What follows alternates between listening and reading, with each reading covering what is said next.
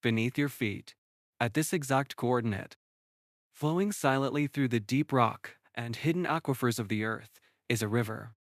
It is a river of profound, untapped power. It is a river that spans entire continents. It is a river that functions without a single drop of water. These are telluric currents. Conventional geophysics treats these currents as a mere curiosity, similar to a minor geological effect or a form of background noise. But this could not be further from the truth. To understand our planet, you must first understand its pulse. You must understand its soul. The existence of these currents is not a matter of debate, but a direct, empirical measurement.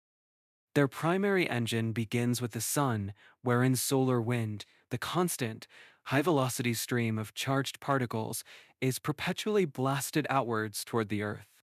This stream strikes the planet's magnetosphere. Decades of satellite data have confirmed that this interaction is an immense energy exchange, creating vast electrical currents in the upper, electrically charged layer of our atmosphere, the ionosphere. The principle is called electromagnetic induction. It was discovered by Michael Faraday in the 19th century. It governs every electrical generator and transformer on this grid. Now listen closely. A fluctuating electrical current in one conductor will induce a secondary current in a nearby conductor. The powerful, solar-driven currents in the ionosphere, they induce a corresponding, secondary electrical current in the conductive layers of the Earth's crust. This entire planet is the secondary coil of a colossal, solar-powered induction generator. It is a machine of continental scale, a machine built from the raw physics of the solar system. While the sun is the prime mover, other forces contribute to this network. A major lightning strike is a massive, direct injection of atmospheric charge into the Earth, creating a jolt that propagates through the telluric grid. The immense pressures and friction at the boundaries of tectonic plates generate powerful piezoelectric currents. This creates a deep, geological source of electrical energy. From this, we learn that the planet is not merely a dead rock. It is a living, breathing, self-generating, electrical engine. These continent-spanning currents do not flow randomly. Like rivers of water, they follow the path of least resistance. They form a predictable, globe-spanning network of hidden energy. The currents preferentially flow through geological structures with high electrical conductivity. These include deeply buried veins of conductive minerals like iron, copper, silver, or gold. These paths act as the superhighways of the telluric grid. They also flow through deep, saline aquifers as well as regions with significant deposits of carbon, especially graphite. Most importantly, they flow along tectonic fault lines, those fractured, water-filled boundaries between the great plates of the Earth's crust. This is where the ancient, cross-cultural concept of ley lines originated, whether they be the dragon lines of ancient China or the song lines of Aboriginal Australia. This is not a mystical fantasy. This is a prescient, intuitive description of real physical pathways of telluric currents. The evidence is written in stone. It is written all across the surface of the globe. Ancient megalithic sites, from the standing stones of Stonehenge in England to the great alignments of Karnak in France, to the pyramids of Giza, to the temples of Angkor Wat, are almost universally and with mathematical precision located at the nexus points of multiple converging telluric currents. The builders of these sites were not primitives. They were not superstitious. They were master geoelectric engineers who could perceive these invisible currents directly. And they were building their sacred machines, their resonant chambers, their celestial clocks, their thermal batteries, directly on top of the planet's main power lines. They were plugging their own technology into the living heart of Gaia herself. The dragon's veins are real. And our ancestors knew exactly where to find them. The influence of these currents extends beyond simple geology, are a foundational component of the entire biosphere's energetic environment. Within the cavity between the Earth's surface and the ionosphere, a series of electromagnetic frequencies are constantly resonating.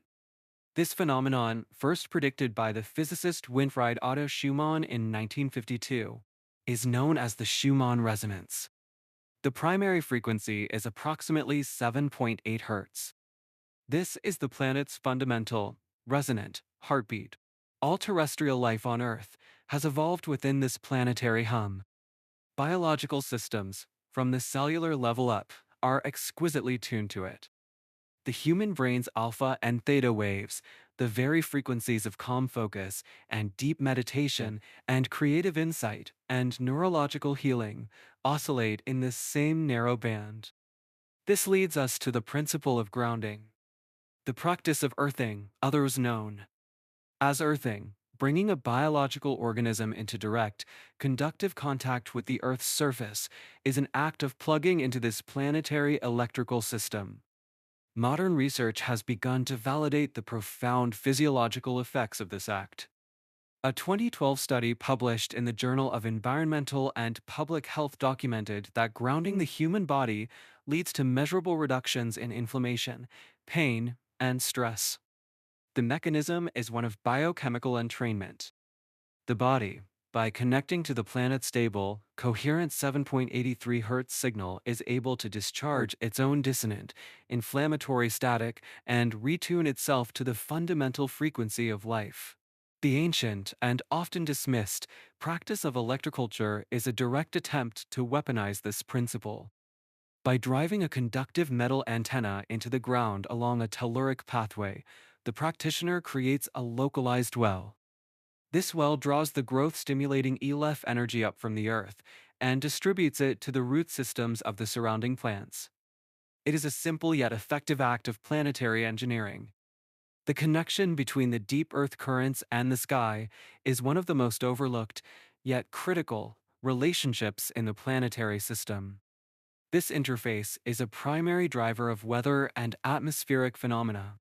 As established by atmospheric physicists, the Earth maintains a constant global electric circuit. The ionosphere holds a strong positive charge, and the Earth's surface holds a negative charge. The potential difference is several 100,000 volts. This global circuit is violently and continuously balanced by the approximately 2,000 thunderstorms that are active at any given moment across the planet. Each storm acts as a massive, temporary, conductive channel, discharging energy from the sky to the ground. The distribution of these thunderstorms is not random. Research has shown that lightning strikes occur with a significantly higher frequency over known geological fault lines and major mineral deposits. These are the same pathways of high telluric conductivity we have already identified. The telluric current pathways act as the planet's preferred grounding network. A rising thundercloud, with its massive, separated electrical charge, is naturally and preferentially drawn to discharge its energy into these deep, highly conductive ley lines. The ley lines are not just lines of power, they're the lightning rods of the world. Take a moment to ponder it, if you will. The rivers of energy below, they directly dictate the formation of the rivers of water in the sky system and the surface level biosphere. Finally, this leads us to a phenomenon known as earthquake lights. For centuries, reports of strange lights preceding major earthquakes were dismissed as folklore. Recent research has begun to validate them. The leading theory posits that the immense stress on the quartz-rich rocks along a fault line before a rupture creates a massive piezoelectric effect. It generates a huge electrical charge that is released from the ground, ionizing the air and causing it to glow. This is a direct, visible manifestation of the deep Earth's electrical system under stress. This suggests that animals who flee an area before an earthquake do not possess psychic abilities, although we may not entirely be sure to tule that out.